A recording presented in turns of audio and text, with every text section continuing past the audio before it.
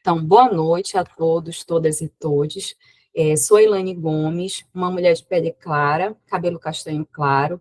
Estou usando um óculos com uma armação na cor vinho, uma blusa na cor preta. Ao fundo tem uma parede branca com um quadro. Eu coordeno o grupo de estudo e pesquisa da história das práticas da saúde e das doenças, juntamente com a professora doutora Ana Karine Garcia e a professora doutoranda Sara Suliman. Hoje, a gente tem a grata presença e a oportunidade de receber a professora Elisa Viana, doutora em História, que irá explanar o tema AIDS por Elas, experiências soropositivas sobre a perspectiva de gênero no ano de 1990. A mediação hoje será feita por mim e pela professora mestre Thais Teixeira. Bom, a nossa convidada, ela é professora de História no Instituto Federal de Alagoas, Campus Penedo, doutora em História das Ciências e da Saúde pelo Programa de Pós-Graduação em História das Ciências e da Saúde Fiocruz e mestre pela mesma instituição. Ela possui bacharelado e licenciatura plena em História pela Universidade Federal do Rio de Janeiro, foi professora da Rede Municipal de Angra dos Reis e professora substituta do Instituto Federal Fluminense, campus Cabo Frio. Seus estudos se concentram na área de História das Doenças, com ênfase em História da AIDS no Brasil, gênero, sexualidade e ativismo de doentes. Professora Elisa Viana, seja muito bem-vinda ao grupo e a palavra é toda sua. Boa noite a todas as pessoas que estão acompanhando agora e que vão acompanhar futuramente. Vou tentar fazer, então, minha audiodescrição também. Eu sou uma mulher branca, estou vestindo uma blusa vinho, tenho cabelo curto, ondulado, uso um óculos roxo, tenho atrás de mim uma parede branca com vários cartazes colados. Queria primeiro agradecer o convite, agradecer Ana Karine, Tayane, Elaine, Thaís, Leici, que acabou de entrar, que legal. E queria, além de agradecer, também parabenizar a iniciativa. Há tempos que eu vejo assim, né, a existência do grupo pelas redes sociais e acho muito importante, muito necessário que vocês estejam construindo esse espaço para dialogar mais sobre a área, para fomentar as pesquisas, para fomentar o campo mesmo. É muito importante mesmo isso que vocês vêm fazendo. Eu não preparei slide por estresse pós-traumático da pandemia, né? De ficar 2 anos dando aula só olhando para o slide. Então, também, quem quiser ficar com a câmera ligada, acho que a gente fica mais... se vê, né? Acho que fica uma coisa mais próxima. E eu sei que vocês têm uma organização, né, que é primeiro a fala, depois a gente tem o debate, mas eu preparei uma coisa assim bem informal, então se alguém quiser interromper, acho que também é viável a gente dialogar mesmo, né? E aí, quando a Ana Karine me convidou, ela falou, você pode escolher falar da sua tese ou alguma pesquisa mais recente, e aí, na verdade, eu escolhi falar da tese, porque eu estou revisando ela para publicar, né? Então tá bem fresco, e porque, bem ou mal, hoje não, ontem, ela fez aniversário, então ontem fez 6 anos da defesa, então é legal assim, pensar que o tempo vai passando, o trabalho vai amadurecendo, e as discussões mesmo vão se aprofundando, né? Então, não conheço as pessoas que estão aqui, imagino que são pessoas em fases diferentes da formação, então também pensei nesse diálogo que é um pouco a trajetória da construção dessa tese, né? E as questões centrais, que eu enxergo como centrais ainda hoje, para a gente dialogar mesmo, né? Então, para chegar na tese, na verdade, eu vou falar um pouco da história dessa pesquisa, né? Na verdade, eu comecei a estudar a história do HIV/AIDS, esse ano está fazendo 20 anos, porque eu tive a sorte de, no ensino médio, no primeiro ano do ensino médio, ter acesso ao que hoje seria o PIBIC Júnior, né, que hoje é uma coisa mais fomentada, na época chamava Programa de Vocação Científica, em que a minha escola tinha esse convênio com a Fundação Oswaldo Cruz, E aí, adolescente, caí de paraquedas num laboratório de história das doenças, né? E na época fiz algumas leituras sobre a história da polio e acabei. Aí, na época, a minha orientadora, né, que foi minha orientadora até o doutorado, a professora Dilene Nascimento, estava publicando a tese dela, que era sobre HIV/AIDS, né? Ela comparou a AIDS com a tuberculose. E aí eu estou contando toda essa história porque, na verdade, a tese ela dialoga muito com esse meu primeiro contato com a AIDS, porque aí, na época, uma das primeiras coisas que eu li sobre o assunto foi uma entrevista que fazia parte de um acervo de entrevistas que ela construiu junto com outros pesquisadores nos anos 90, na época da grande virada da AIDS, né, do surgimento do coquetel. E aí eu lembro que eu li essa entrevista adolescente, achei muito legal e quis estudar o tema, e aí fiz, na época, essa iniciação científica. E aí depois, quando eu entrei na graduação, fiz outros caminhos durante a graduação, assim, outras pesquisas, e quando chegou no final da graduação, na época que tinha que pensar na monografia, uma amiga me mostrou, então também para a gente saber como às vezes a nossa relação com as fontes ela é mais fluida, né? Uma amiga me mostrou um conto do escritor Caio Fernando Abreu. E aí, quando eu li aquele conto, eu lembrei daquilo que eu tinha estudado na Fiocruz, porque era um conto que falava do estigma da AIDS, falava AIDS mata e discutia as campanhas da época, etc. E aí eu quis fazer a minha monografia de conclusão da graduação sobre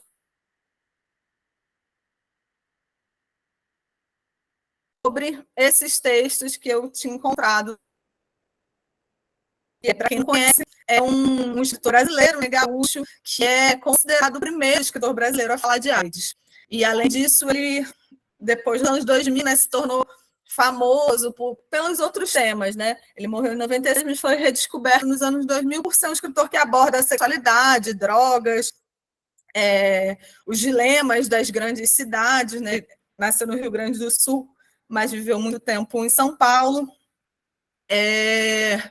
E aí descobri o Caio Fernando Abreu, fiquei fascinada e fui lendo toda a obra dele e descobri que tinha muita coisa sobre HIV/AIDS, e dali a monografia já se desenhou como um projeto de mestrado.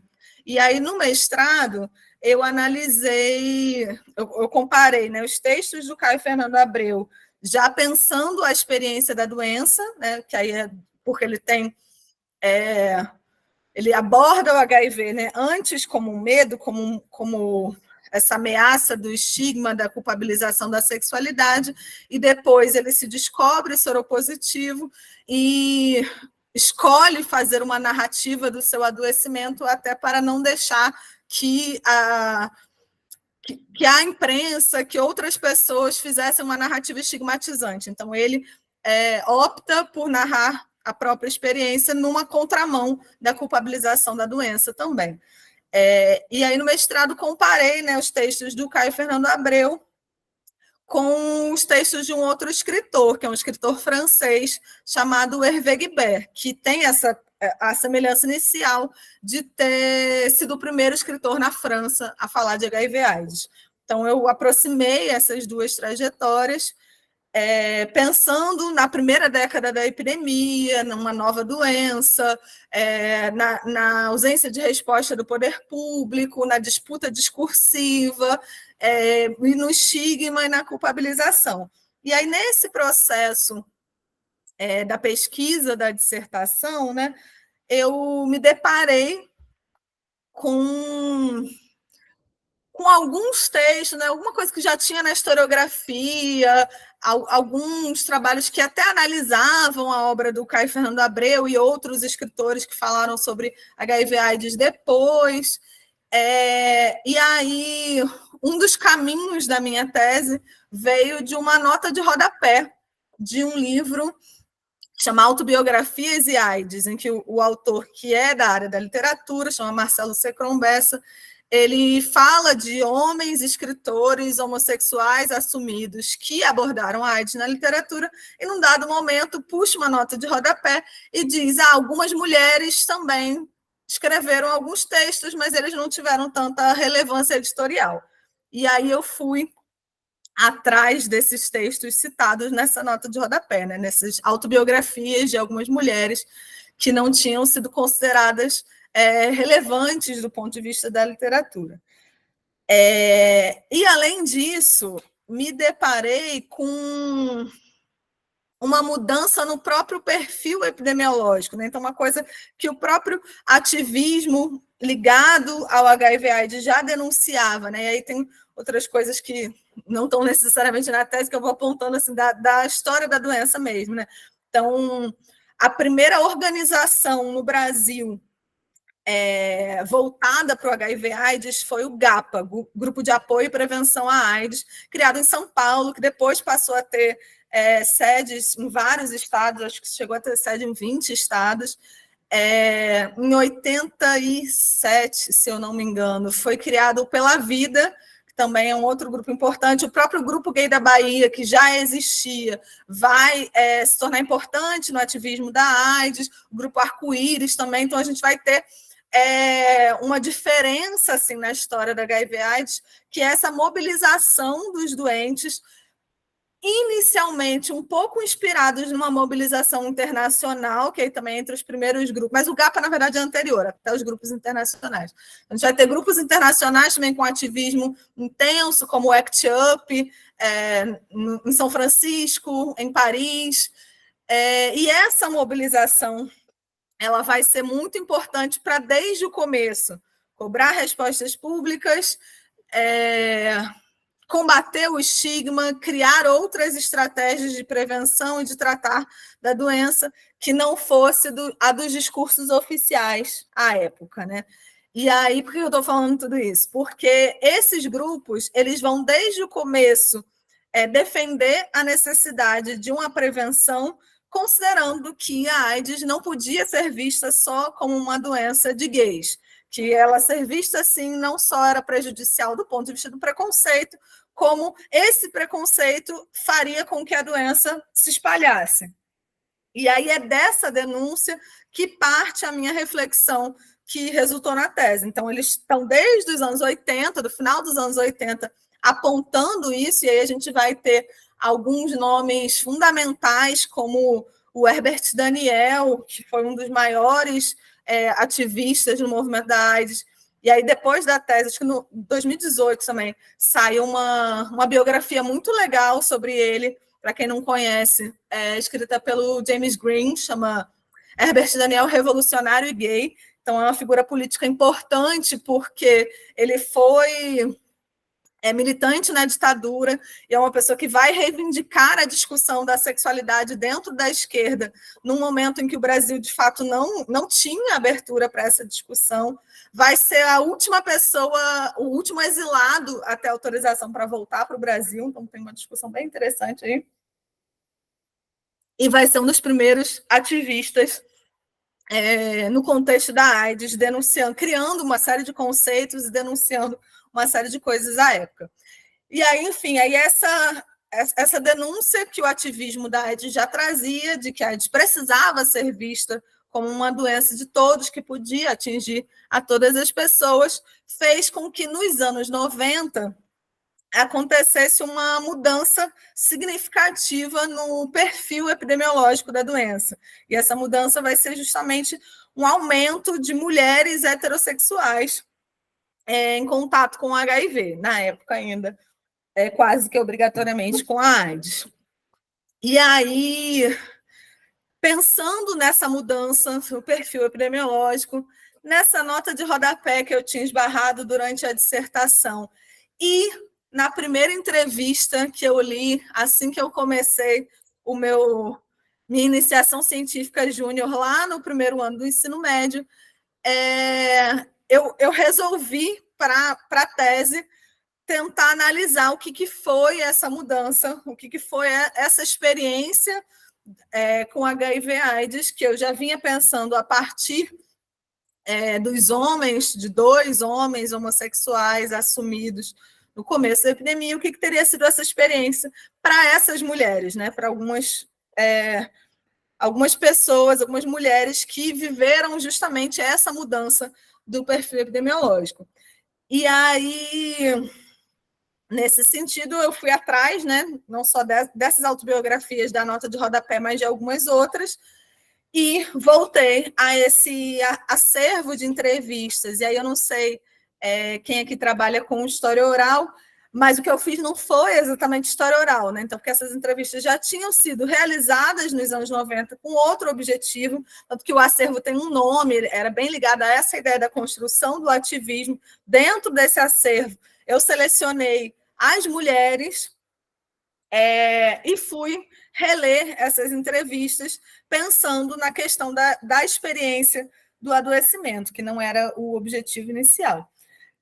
E foi muito interessante, porque como essas entrevistas elas tinham sido feitas no modelo de história de vida, né? Então, por mais que elas tivessem um objetivo específico na época em que foram realizadas, elas, na verdade, abrem caminho para muitas coisas, né? Porque a pessoa passou muito tempo ali narrando a vida inteira até aquele momento. E aí eu organizei a fala assim um pouco pensando nos capítulos, mas não sei se precisa ser assim, né? Então também fiquem à vontade para me interromper, porque uma das coisas chatas de não ter slide é ficar só eu falando, assim, então eu sei que cansa. Então, mas vamos lá, qualquer coisa, se alguém estiver prestes a dormir, pode interromper. E aí, assim, eu fui fazer, né, para pensar, então, a perspectiva de gênero, né, eu fui fazer essas leituras, né, fui mergulhar nesse universo que não era um universo meu até o doutorado, então fui fazer disciplina sobre isso, e aí acho que Tayane até fez também a disciplina com a Ilana, né, sobre gênero, biomedicina, que para mim foi bem... abriu muitos horizontes na época da formação, e fui pensar uma coisa que a gente pensa, e aí, de novo, parabenizo a existência desse grupo de estudos, e aproveito para dizer que a gente tem também um grupo de estudos, eu, a Dilene, alguns outros colegas, há mais de 10 anos, e uma das coisas que a gente fez nesse grupo de estudos foi discutir durante muito tempo, né, o que a gente pensava sobre a representação social das doenças, e parte dessa discussão virou um artigo que a gente publicou na Cronos, acho que também em 2018, 2019, que, na verdade, foi uma discussão que acabou casando muito com o meu argumento da tese, né, que é a ideia de que existem algumas permanências, né, daquilo que a gente chama, né, de representação social da doença. Esse conjunto de significados em disputa, então esses significados para uma doença que num determinado tempo, num determinado lugar, vem de diversos setores da sociedade, e aí, nesse sentido vai ser importante o saber médico científico, o poder público, os civis, né, a cultura, pensando essa relação de forças que constrói um significado a respeito das doenças, e o quanto que essa relação de forças, obviamente, é desigual, né? Uma relação de poder, e como que essa representação está sempre em disputa. Então, a minha reflexão em relação a isso é como que, desde o começo, aí, né, volto lá para a dissertação, desde o começo, a AIDS é uma doença que chega antes pelos jornais, né? E tem uma historiografia grande que fala sobre isso. Então, ela já chega com uma série de significados, e esses significados, na verdade, tipo, a estigmatização, a conexão com a homossexualidade, ela já vai vir do próprio saber médico. Então, como que a gente, quando estuda a história das ciências, vai lá perceber que nunca o saber científico é isento, também é conformado, intercalado por essas relações sociais e relações de poder. Então, como que os médicos vão, num certo sentido, escolher, enxergar e destacar a sexualidade entre outros elementos que poderiam ter destacado naquele momento. Isso já vai fazer com que a doença chegue com uma capa de preconceito e estigmatização, e desde o começo, que aí as primeiras matérias no Brasil são em 82 e 83. O Caio Fernando Abreu, por exemplo, já está questionando essa estigmatização. Então, desde o começo, a gente já tem essa relação de disputa. E nessa relação de disputa de significados, as mulheres vão ser colocadas como as inocentes. Então, se os homens gays eram os culpados pela doença, quando as mulheres viram também um grupo acometido, elas vão, num certo sentido, ser inocentadas. Elas vão ser as vítimas que foram atingidas pela irresponsabilidade dos homens. Só que mergulhando nas fontes, né, o que apareceu no processo foram as questões de gênero, as especificidades de gênero, que na verdade, a mulher é vítima se ela tiver sido infectada pelo marido dentro de uma relação heterossexual, monogâmica, sem nenhuma infidelidade. A partir do momento que aconteceu alguma infidelidade conjugal por culpa da mulher, então ela é culpada. A mulher é vítima se ela não tiver quebrado nenhuma das expectativas da normatização de gênero. Então, aí vou tentar percorrer os capítulos mais rápido, assim, mas é porque eu acabei dividindo as fontes, pensando justamente em questões em comum, né? Então, eu já vinha de uma comparação de 2 autores antes, eu fui tentando também elencar alguns elementos que permitiam essa comparação em cada capítulo, né? E aí, no capítulo 2, que é o primeiro em que eu analiso as fontes, né, justamente eu peguei algumas autobiografias de mulheres muito jovens.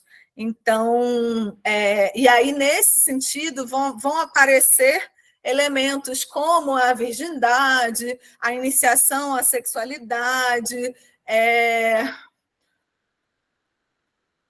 até a violência dentro dos relacionamentos, enfim, uma série de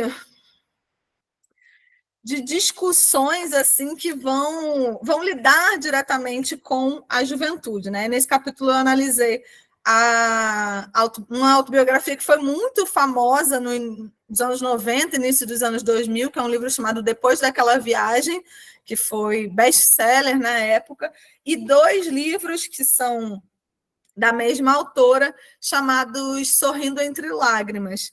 E aí eu gosto de fazer esse apanhado do processo de pesquisa também para a gente lembrar que as coisas não nascem prontas, né? Então, depois de muito tempo, passado 6 anos, parece que foi tudo pronto, mas todo esse processo, quando a gente está fazendo a pesquisa, ele é muito incerto, às vezes muito angustiante. E nesse capítulo em especial, assim, eu sempre gostei de levar para os congressos, né, quando tinha que apresentar, assim, as coisas inacabadas, né? Uma coisa que eu aprendi com uma amiga, que é ouvir justamente, não tentar levar o trabalho bonito, você levar as suas questões, né, as coisas que você não conseguiu resolver. E aí, queria aproveitar, então, a presença da Leici aqui, mais uma vez agradecer, que eu acho que foi no Mampu que eu apresentei esse capítulo que estava ainda no processo, e a Leici conhecia, né, uma das fontes, conhecia esse livro Sorrindo Entre Lágrimas, e falou, não, mas na época era assim, eu me lembro que a recepção para o momento, para as escolas que ela ia, na verdade, a reflexão dela era muito revolucionária, e eu estava com uma interpretação de que o livro era muito conservador, e aquilo mudou, assim, a análise que eu estava fazendo, mudou muita coisa, e sou sempre grata por esses comentários que a gente tem no processo, né? E aí, outra coisa que aparece assim, nesse capítulo 2 é também a dimensão da gravidez na adolescência, enfim, uma série de coisas que são para além da doença, né? Que vão, e, na verdade, porque a maior parte da narrativa dessas 2 jovens mulheres não é exatamente sobre o adoecimento, então é justamente sobre o segredo do diagnóstico, sobre a descoberta do diagnóstico, e depois, assim, o processo do adoecimento, e também a relação com a medicina, né? No caso das duas, a gente vai experimentar uma descrença dos médicos de que elas pudessem ter HIV, que aí também tem a ver com essa associação de que a AIDS era uma doença de gays, etc. Então, para uma delas, o médico chega a dizer, não, é mentira, a gente vai refazer seu exame porque está errado, não pode ser. E aí, como que aí entram não só, né, o estigma e o preconceito, o descrédito de acreditar numa mulher jovem, enfim, uma série de coisas que vão aparecendo. No capítulo 3, eu comparei 2 entrevistas e uma autobiografia, que na verdade é feita com pseudônimo. E nesse capítulo aparece muito a questão do casamento. Então, essas 3 mulheres, né? Uma se descobriu seropositiva depois de uma relação extraconjugal, então ela vai se culpar porque traiu o marido, né? A ponto de não, quando ela descobre, quando faz o exame, descobre e vai contar para o marido, ela muda a história, assim, ela não consegue contar que teve um caso, se apaixonou por uma pessoa. Ela inventa que ela ficava com todas as pessoas, enfim, ela aumenta o que seria uma ideia de promiscuidade para reforçar a própria culpabilização. A outra mulher, outra entrevistada, é essa que é a tal da primeira entrevista que eu li lá no comecinho, que é muito peculiar a afirmação dela, quando ela recebe o resultado do exame da médica, ela diz, não, eu não posso ter essa doença porque eu só tenho um marido. Então, não existe a possibilidade. Só que ela tinha sido prostituta. Então, ela associa tanto ao comportamento específico, assim, na verdade, a norma, que ela, por estar casada na hora que recebe o diagnóstico, ignora o fato de ter sido prostituta antes, assim, como se a questão, de fato, não fosse o sexo, e sim o status do casamento como uma prevenção. E a terceira mulher desse capítulo atribui, na verdade, também nessa lógica da culpabilização, atribui a doença ao fato de nunca ter se casado. Então, é como que o casamento, de alguma maneira, vai conectando todas elas. O quarto capítulo, ele traz já um dos argumentos que, para mim, é o mais caro, assim, da tese, que é o que me levou para outras reflexões que eu tenho feito depois, né? Então, que eu analisei 2 entrevistas, o elemento comparativo das duas é que foram essas mulheres que pediram para fazer o exame. Então, cada uma dentro da sua complexidade, não necessariamente se sentindo vulneráveis ao HIV, mas cada uma por um contexto específico, vai tomar a iniciativa de buscar um diagnóstico. E o outro elemento comparativo entre elas é que o diagnóstico, né, traz um peso, sofrimento, depressão, e no processo de envolvimento com o ativismo, então, aí, todas essas mulheres entrevistadas, né, que eu mencionei, que era desse conjunto de entrevistas feitas lá nos anos 90, o acervo ele se chama A Fala dos Comprometidos, então todas essas pessoas entrevistadas, de alguma maneira, estavam ligadas ao ativismo. E boa parte dessas mulheres que eu selecionei, elas faziam parte do grupo de mulheres do Grupo pela Vida, então, que é uma das primeiras grandes ONGs de HIV/AIDS no Brasil. E aí as duas vão descrever como que esse envolvimento político com a doença ressignificou a própria experiência. E aí eu chamei isso de uma potência, né? De como que o adoecimento, e aí a gente está falando, né, de pessoas que tiveram seus diagnósticos antes da descoberta dos antirretrovirais, antes do coquetel. Então, naquele momento, existia ainda um estigma, uma suposta sentença de morte, mas elas vão ressignificar esse estigma a partir do envolvimento político com o ativismo da doença, né? com essa cobrança de resposta pública, e para as duas vai ser muito relevante esse aspecto também para desconstruir a tal da culpabilização, então, que atravessa essas outras narrativas. E, na verdade, eu trago esse argumento só no capítulo 4, mas ele também aparece no capítulo 2, por exemplo, porque aí, não pelo envolvimento político em termos de uma organização não governamental, mas as duas autobiografadas lá do capítulo 2, dos dois jovens, a Valéria e a Núbia, elas também escolhem narrar a própria experiência nos livros como uma forma de lutar contra a doença, e também falam da importância desse ativismo, né? E aí tem um desdobramento que não está diretamente analisado, porque não está nas fontes, mas que as duas, depois da publicação do livro, né, fizeram um trabalho mesmo de divulgação disso, né? Então, viraram palestrantes, viraram, num certo sentido, ativistas também. E aí, para fechar, para vocês, já passei do tempo, para vocês não cansarem muito de mim, o capítulo 5, ele é o único que é diferente no sentido de que não é a experiência do próprio adoecimento que aparece. Então, eu peguei também 2 entrevistas comparando com o livro da mãe do Cazuza e analisei essa experiência, na verdade, da maternidade, né, das mães cujos filhos adoeceram pela AIDS. E aí, pensando na dimensão de gênero, da construção da maternidade, da ideia do cuidado também como uma coisa historicamente atribuída às mulheres,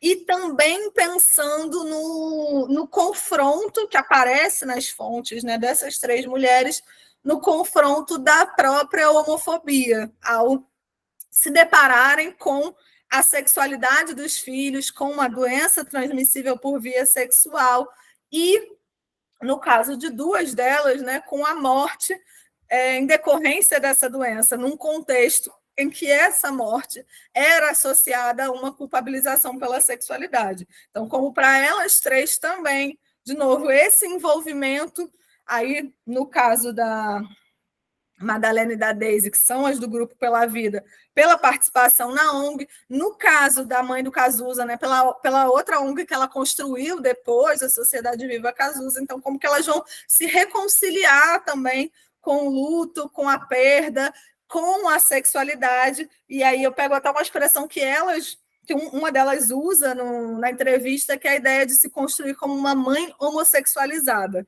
Então, como elas pelo menos passam a se reivindicar como agentes na luta contra a homofobia também, além de contra a doença.